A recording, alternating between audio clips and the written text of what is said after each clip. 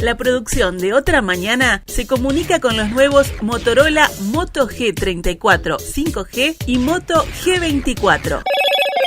Hello, Moto. ¿Tienen idea ustedes qué es la hidrofobicidad en los suelos? Bueno, nosotros tampoco, pero una nota publicada en La Diaria días pasados despertó nuestro interés. Allí se revelaba el contenido de un estudio destinado a saber qué pasaba en los primeros 3 centímetros de suelos de pastizales que se han convertido a plantaciones forestales. Además de conocer esos resultados, el informe y la nota de los colegas también plantean otra arista del asunto. ¿El tipo de plantación afecta la capacidad de los terrenos de retener agua? Vamos a profundizar más sobre este tema, recibiendo en nuestra entrevista central a Mario Pérez, ingeniero agrónomo, docente, y también nos acompaña Alejandro González, coordinador de calidad de operaciones en UPM Forestal Oriental, y también integra el equipo docente del Departamento de Suelos de la Facultad de Agronomía de la Universidad de la República. Ingeniero Pérez, ¿cómo le va? Buenos días, gracias por acompañarnos. Buen día y muchas gracias por la invitación y estar con ustedes esta mañana. Por favor, es un gusto para nosotros. Recibimos también a Alejandro González, que en este caso lo recibimos vía Meet. González, buen día, ¿cómo le va? Buen día, espero que estén bien. Como decía Mario, gracias por la invitación y un gusto además estar con Mario, donde somos compañeros en facultad. Bien, un gusto que nos acompañen los dos. Como yo le decía antes de la entrevista, Pérez, hay que plantear esto de lo más básico. Es una entrevista un tema muy interesante, un artículo muy extenso que se publicó en La Diaria en base a una serie de iniciativa personal del propio columnista, pero también del estudio que se presentó. Para arrancar básicamente, ¿qué es la hidrofobicidad? Bueno, para ponerlo en términos sencillos, la hidrofobicidad es la afinidad por el agua de un determinado material. Una superficie hidrofóbica, por ejemplo, la tenemos en un piso encerado. O sea, en ese caso el piso, por tener una cobertura de cera, si tiramos agua por arriba no va a infiltrar, no se va a mojar. Y bueno, y de eso se trata. Uh-huh. ¿Cuán estudiado está el tema en Uruguay? Nosotros en el grupo, en el Departamento de Suelos y Aguas, comenzamos a estudiar este tema. Allá fueron de mis primeros trabajos a fines de la década del 90, como lo dice la nota, lo expresé en la nota de La Diaria, la cual usted menciona. Estos trabajos comenzaron desde el Departamento de Suelos y Aguas como consecuencia de un relevamiento, un trabajo de consultoría que estaba haciendo el Departamento de Suelos y el Instituto de Mecánica y Fluidos Ambientales e Ingeniería Ambiental de la Facultad de Ingeniería, referido en aquel momento, a responder la pregunta, ¿cómo cambia el suelo al pasar de la situación previa en aquel momento, fines de la década del 90, de la situación previa que podía ser campo natural o pastizal o situación agrícola, dependía de dónde venía, a forestal. Y en aquel momento encontramos algunos indicios que nos hacían pensar en un comportamiento hidrofóbico en la superficie del suelo, no en todo el suelo, en la superficie, y por eso el trabajo habla de los 3 primeros centímetros. Posteriormente a ese desarrollo, me fui a Estados Unidos a hacer el doctorado. El doctor Fernando García Precha, quien lideraba el grupo en aquel momento, continuó con algunos trabajos más. Empezamos a ver alguna evidencia no solo en superficie en aquel momento, sino más subsuperficial, pensando en 50, 60 centímetros de profundidad. Al regresar de Estados Unidos en el año 2007, el doctor Jorge Hernández, también del equipo de Facultad de Agronomía, estaba dirigiendo una tesis de licenciatura en Biología en la cual estaba estudiando este tema. Tuvimos una serie de problemas analíticos y pero a mí siempre me siguió interesando por sus posibles impactos hidrológicos. Uh-huh. O sea, no solo de la superficie, sino cómo se comportaría el suelo en una cuenca hidrográfica.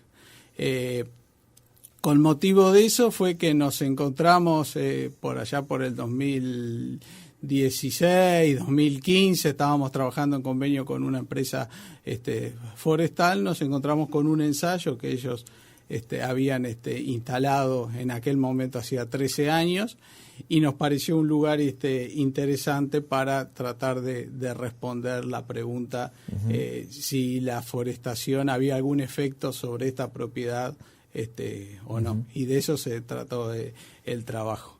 El trabajo lo que presenta es la evidencia encontrada en ese ensayo. Ahora vamos a pasar a eso porque del documento se advierte que la experiencia internacional tenía obviamente algunos datos, pero que ustedes buscaban saber en Uruguay qué es lo que pasaba. O sea, había una serie de experiencias internacionales.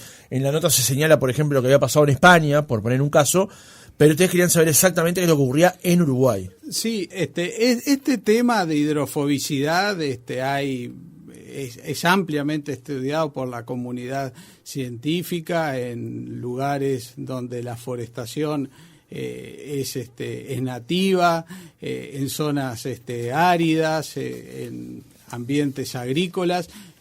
Lo que a nosotros nos llevaba a la inquietud científica, es a conocer en un sistema en el cual, en contrario a lo que es la tendencia mundial que se deforesta para ir a la agricultura, era en el cual el cambio del uso del suelo era de pastizal o campo natural, o digamos, no entro en esa discusión cuál es la terminología más adecuada entre los especialistas, a veces no hay mucho consenso al respecto, al pasar a forestación. Entonces ese era nuestro interés científico. González, ¿qué significa para ustedes, integrantes del complejo forestal de nuestro país, acceder a información y a estudios como este?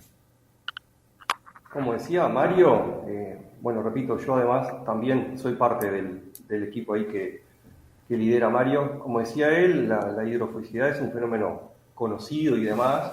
Acá, como Mario contaba, se estudió para los primeros 3 centímetros del suelo. Lo que hay que tener en cuenta es que cualquier producción que tú vayas a hacer o modificar respecto a otra anterior que se está haciendo, va a generar impactos siempre. Lo importante es tener las herramientas agronómicas para poder manejar ese impacto. No nos vamos a salir de la charla hoy, como decía Mario recién. Si tú haces agricultura, generás una serie de impactos que tenés que manejarlos agronómicamente. Si haces ganadería, lo mismo. Y en este caso, si haces forestación, lo mismo. El punto es, sabiendo ese efecto que Mario describía, y muy bien, bueno, ¿cuáles son las herramientas agronómicas que el sector tiene para que el efecto negativo sea el menor posible? Si fuera negativo, que en ese caso fuera el menor posible. Por ahí va un poco la línea de razonamiento. Insisto con el tema, y se lo planteo de esta manera, como decía en el arranque de la entrevista, haciendo preguntas a veces hasta que pueden ser escolares.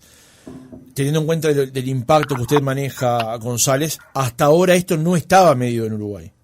Sí, en realidad, si bien el artículo que menciona Mari y demás salió hace poco en una revista arbitrada, corregime Mario, pero hace 4 o 5 años ya se habían presentado estos resultados en una jornada de INE y demás. Sí, nosotros, este tema, quien ha tenido la oportunidad de escuchar nuestras presentaciones en las innumerables presentaciones de resultados de trabajos que venimos haciendo con financiamiento del sector privado y sector público y del sector público, este tema nosotros siempre lo hemos traído, lo hemos presentado. O sea que para quienes han tenido la suerte o la desgracia de escucharnos en las presentaciones técnicas, siempre nosotros lo hemos presentado. Lo diferencial de esto es que lo publicamos en un medio arbitrado.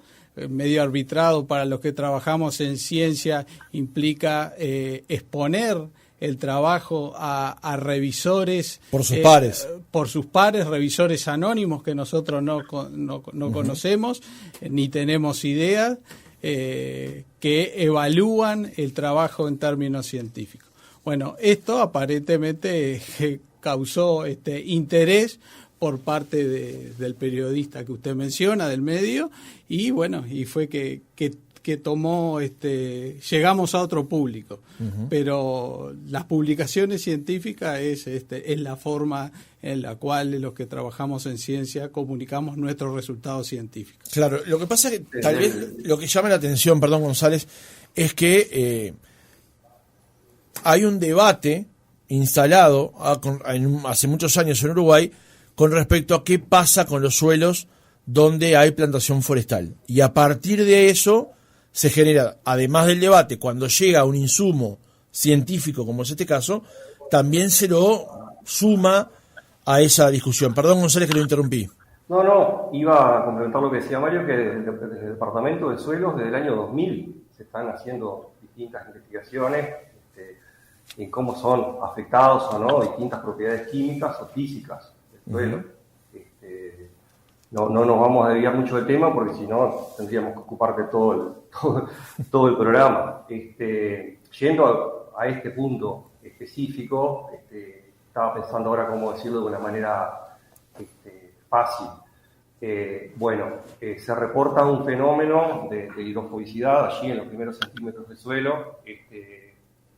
Lo que Mario y los demás colegas estudiaron es que las gotas de agua demoran un tiempo mayor en ingresar en ese perfil del suelo que si tuviera la vegetación antecedente, digamos, de pastizal o de campo natural.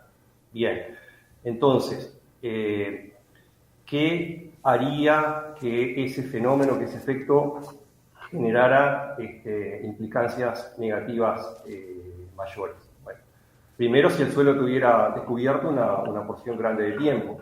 Estuve en una rotación forestal, puede ir de 10 a 20 años, según sea el destino, madera para producción de pasta de celulosa o para madera sólida. En el primer caso es alrededor de 10 años, en el segundo caso es alrededor de 20 años. Bueno, después que cierra el dosel, que las copas se tocan arriba, el efecto de la lluvia en la hidrofobicidad que cuenta Mario se reduce al mínimo, porque tú tenés allí una rugosidad en el terreno y un efecto de la propia copa que te disminuye la energía de la gota y demás, que hace que eso sea mínimo. Entonces la clave está, a mi modo de ver, en el manejo agronómico. Bueno, Mario, de hecho, o Maximiliano, que es el otro colega que participó en la entrevista, lo dicen por allí. Entre la cosecha, tú tenés un bosque implantado, desde el momento que lo cosechás y hasta el laboreo siguiente.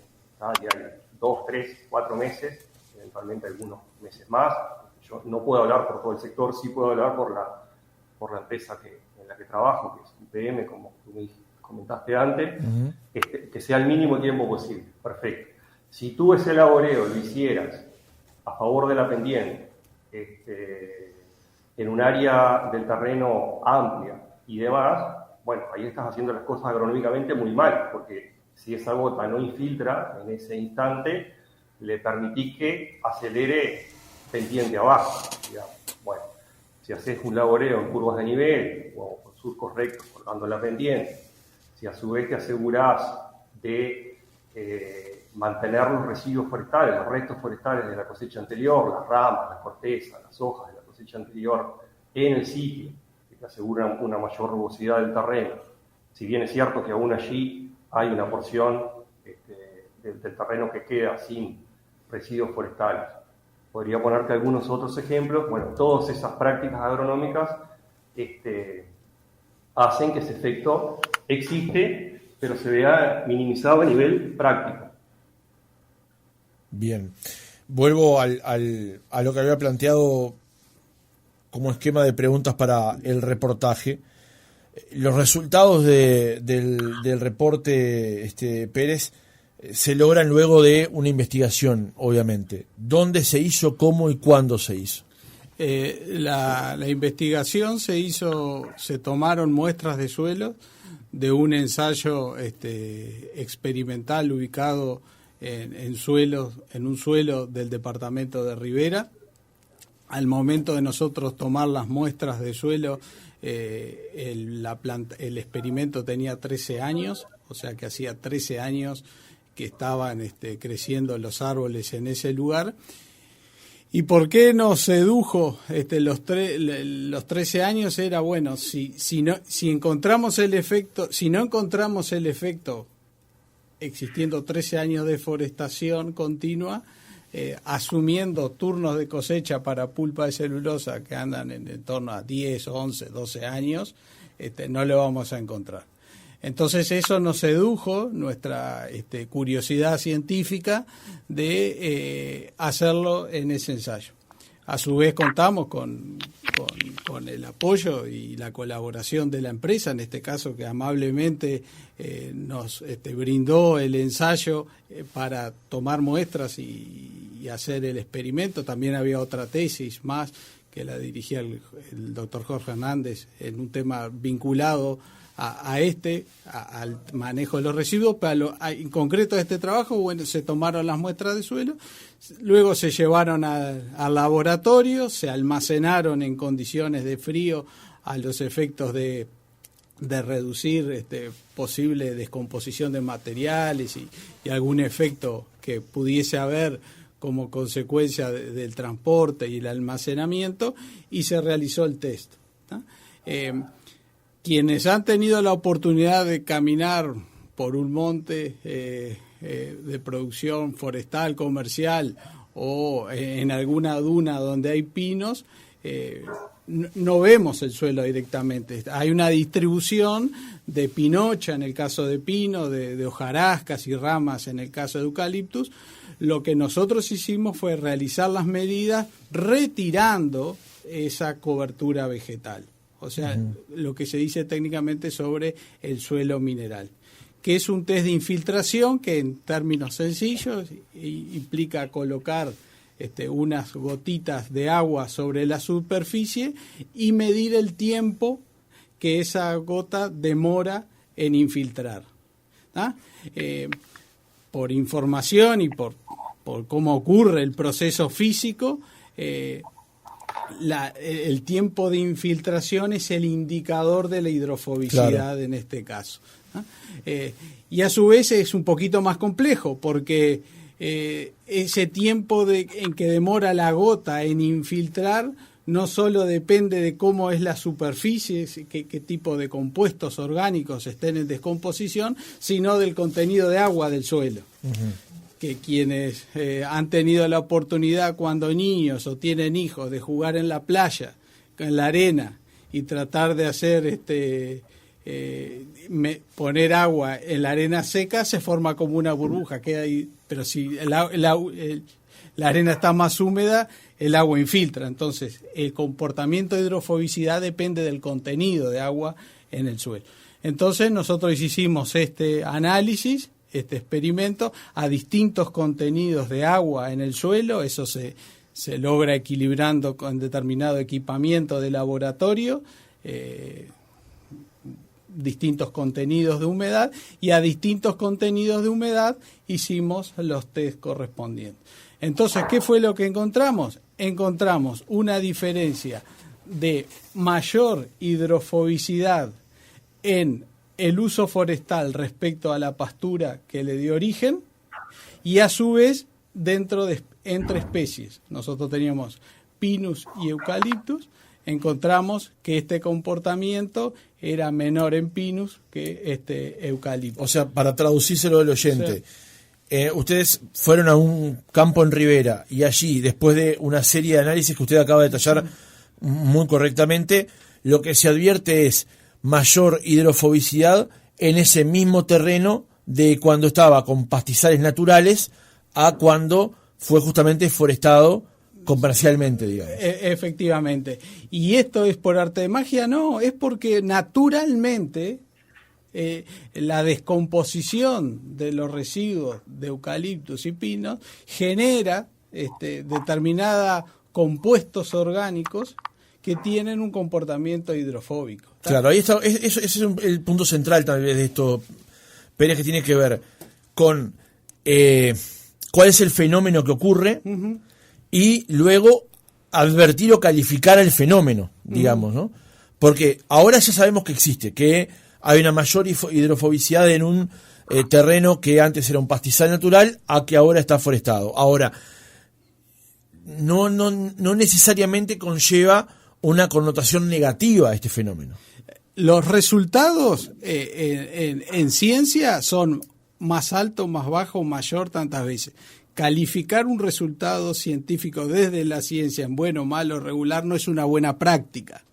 Es más, esto si nosotros hubiéramos calificado en el proceso de revisión si es bueno o malo que algo sea 3 veces mayor o 5 veces menor, un revisor nos hubiera dicho cuáles eran los elementos. Lo que sí nos podemos preguntar, y se pregunta el ciudadano, es bueno, si esto tiene un impacto hidrológico. ¿Qué quiere decir si tiene un impacto hidrológico? Bueno, si el agua no ingresa, es hipotético. ¿Ah? ¿Eso podría tener un efecto en cómo se distribuye el agua sobre la superficie? Es una pregunta. La hidrofobicidad, a su vez, la otra cara es que si el agua ingresa al suelo no se retendría y seguiría en profundidad. Es más, en términos sencillos, también es ese otro efecto. Entonces, ¿ese comportamiento hidrológico es posible? ¿Qué magnitud tiene? Bueno, a todas esas preguntas nosotros estamos tratando de armar el puzzle y no tenemos una respuesta. No tenemos una respuesta desde la ciencia. ¿Ah? ¿Cómo la ciencia aborda este tipo de problemáticas en las cuales la evidencia que tenemos en un punto del paisaje se escala a una cuenca? ¿Ah? Ese es un dilema científico, cómo escalamos lo que pasa en un punto a una cuenca. Una forma de escalar lo que pasa en un punto es a través del uso de modelos hidrológicos, que los modelos hidrológicos, los modelos en general, lo que hacen es sintetizar el conocimiento actual en fórmulas matemáticas. ¿Ah? Entonces, esta contribución nuestra lo que hace es, en una futura etapa, hay grupos que lo han trabajado o han asumido hipotecado, pero nuestro grupo en una futura etapa, incorporar este efecto de superficie y preguntarnos, bueno, ¿qué efecto tiene en términos hidrológicos? Pero esa es una respuesta que aún no tenemos desde nuestro lugar de investigadores. González, hemos avanzado bastante en el reportaje. ¿Qué nos puede aportar sobre esto último que hemos manejado? No, en complemento con lo que decía Mario, que lo dijo con mejores palabras que yo, esto finalmente es, sí, un puzzle. Él contó cómo se sacaron las muestras y cómo se hicieron los ensayos. Entonces yo te voy a poner un ejemplo por la negativa. Y se evaluó finalmente suelo mineral. Entonces yo vuelvo a lo que te contaba antes. Si tú a nivel de campo, agronómicamente, hicieras todo mal, esto es, retiraras toda esa capa de restos orgánicos que Mario comentaba, de pinochas si fueran pinos, o las ramas, hojas, cortezas si fueran eucaliptos. O sea, dejaras el mismo suelo mineral que Mario, Maximiliano y los otros colegas experimentaron en los laboratorios. Si además hicieras un laboreo a favor de la pendiente, o sea, hicieras los surcos de plantación, para que es fácil de entender, a favor de la pendiente, etcétera, etcétera, etcétera, extrajeras todo ese material y demás, ese efecto hidrofóbico, si bien no está experimentado, como decía Mario, a nivel de terreno, sería grande. Ahora, agronómicamente, las herramientas que tenés, y vuelvo a lo del principio, es, bueno, dejemos todos los residuos allí para generar un efecto de rugosidad en el terreno. Quizás es un poco difícil de visualizarlo, pero que la gota que no entre en 1 centímetro cuadrado X y siga moviéndose hacia abajo, sea frenada más abajo por la presencia de hojas, ramas, por el propio camellón que tú haces para poner la planta en la siguiente rotación, etcétera, etcétera. Y finalmente es un puzzle, porque por otro lado también tenés, como decía Mario, dijo por allí, de que probablemente el agua que ingrese se vaya más hacia la profundidad del suelo, y probablemente eso sea, hablo así en potencial porque no está científicamente probado, sea consecuencia de los canales que generan las raíces de los árboles, que en general son bastante más de mayor calibre que la de una pastura, etcétera, etcétera. Bueno, esas herramientas agronómicas son las que yo insisto que el sector tiene para hacer una buena silvicultura y para que finalmente la consecuencia sea cero o cuando menos la menor posible. Ahora pongo el pie de este lado del sector y hablo por Forestal Oriental, que es la empresa en la que yo trabajo. Esas cosas que te contaba de las líneas de laboreo, de mantener los residuos, del propio diseño de plantación, dejando áreas hidrológicamente sensibles sin plantar y demás, son respetadas porque sabemos que eso ayuda a una mejor gestión y a que el sistema sea sostenible. Yo hace muchos años ya que pienso el sector viendo la sostenibilidad productiva, obviamente, porque hay que asegurar la sostenibilidad productiva, pero también ambiental, pensando en el mediano y en el largo plazo. Porque hoy estamos hablando de la hidrofobicidad y del agua, pero quizás otros días nos encontremos acá hablando de algunas propiedades químicas. Quiero consultarles por un párrafo, por un tramo de la nota que está publicada en la diaria y que dice: como el trabajo está enmarcado en los cambios de uso del suelo y que la alteración que ven en la hidrofobicidad es significativa, dice la nota, también es oportuno preguntarse si estos cambios permanecen una vez que termina la actividad forestal. Lo que nosotros hipotetizamos, pensamos es que si estamos en una producción forestal en el cual el turno de plantación son 10-12 años para pulpa de celulosa, y teniendo en consideración que hay cierto laboreo del suelo y nuestro trabajo es en superficie, hipotéticamente yo pensaría que el proceso es como que se resetea cada X cantidad de años. Eso es lo que pensaría en términos hipotéticos. Evidencia no tengo porque tampoco he tenido la oportunidad de trabajar en sistemas que hayan dejado de ser forestal. González, sobre este punto. Sí, lo mismo. Suscribo lo que dice Mario. En realidad yo estoy de acuerdo con todo lo que con el texto del artículo y con todo lo que ha dicho hasta acá y con esto en particular. Sí, tal cual así. Esto es como, entre comillas, un debe que tenemos por allí, que bueno, ojalá podamos investigarlo para ir generando respuestas, ¿no? Porque la ciencia funciona un poco así. Tú te haces una pregunta, haces la experimentación necesaria para responderla y inmediatamente te surgen nuevas preguntas que tendrás que volver a hacer otra experimentación para poder responder.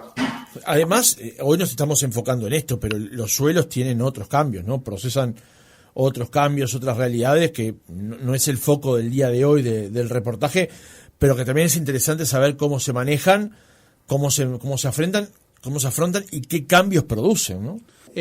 Sí, nosotros hace años venimos trabajando en otros cambios. Uno simplemente pensar en un cambio cuando se sustituye una planta de crecimiento de tipo un pastizal, un pasto, ¿no?, que tiene un sistema de raíces fibrosas, por una raíz leñosa, pivotante, eso per se produce un cambio del sistema radicular y va a afectar el movimiento del agua en el suelo. ¿Es mejor uno que el otro? Son distintos. Claro. Entonces, ahí hay cambios en el ciclaje de nutrientes, hay cambios en cómo se deposita la materia orgánica en sistemas con raíces fibrosas. La descomposición de las raíces hace que que el suelo se incorporen dentro del suelo. En sistemas forestales la mayor deposición de materia orgánica se da sobre la superficie y luego eso va percolando. Por ejemplo, ahora me viene a la mente un trabajo realizado por el doctor Jorge Hernández en nuestro departamento, en el cual presenta evidencia en experimentos forestales de larga data, en la cual hay una acumulación de carbono orgánico a profundidad, a mayor profundidad de la que sería esperable si el sistema no fuera forestal.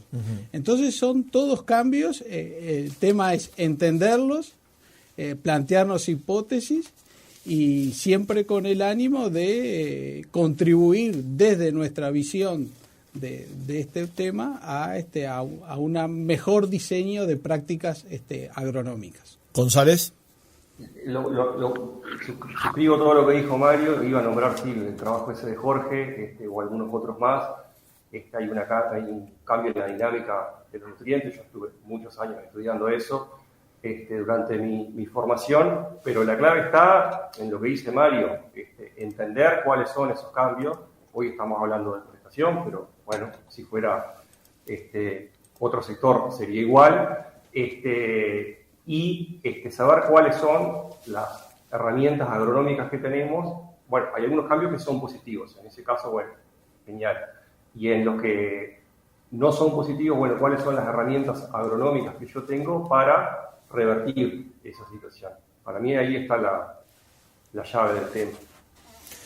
Mario Pérez. Lo bueno es que hay, perdón, para cerrar, lo bueno es que hay varios colegas trabajando en el tema, varios liderados por el Departamento de Suelos y Aguas de la Facultad de Agronomía de la Universidad de la República. También algunas empresas forestales tienen su propia área de investigación y desarrollo, en donde se experimentan sobre diversos temas y demás. Entonces, eso está bien bueno. Hay bastante gente trabajando en estos temas para lograr lo que te decía hace un ratito, ¿no? Que el sector como un todo sea sostenible, que lo es, pero bueno, asegurarnos de ello productiva y ambientalmente.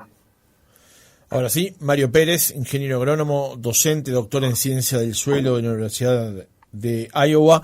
Gracias por haber estado otra mañana con nosotros. Muchas gracias y muy amable por la invitación. Alejandro González, coordinador de calidad de operaciones de UPM Forestal Oriental, también integra el equipo docente del Departamento de Suelos de la Facultad de Agronomía de la Universidad de la República. Gracias por habernos acompañado esta jornada. Bueno, gracias a ti por la invitación y un gusto doble el haber participado y además con Mario allí, así que saludos para todos.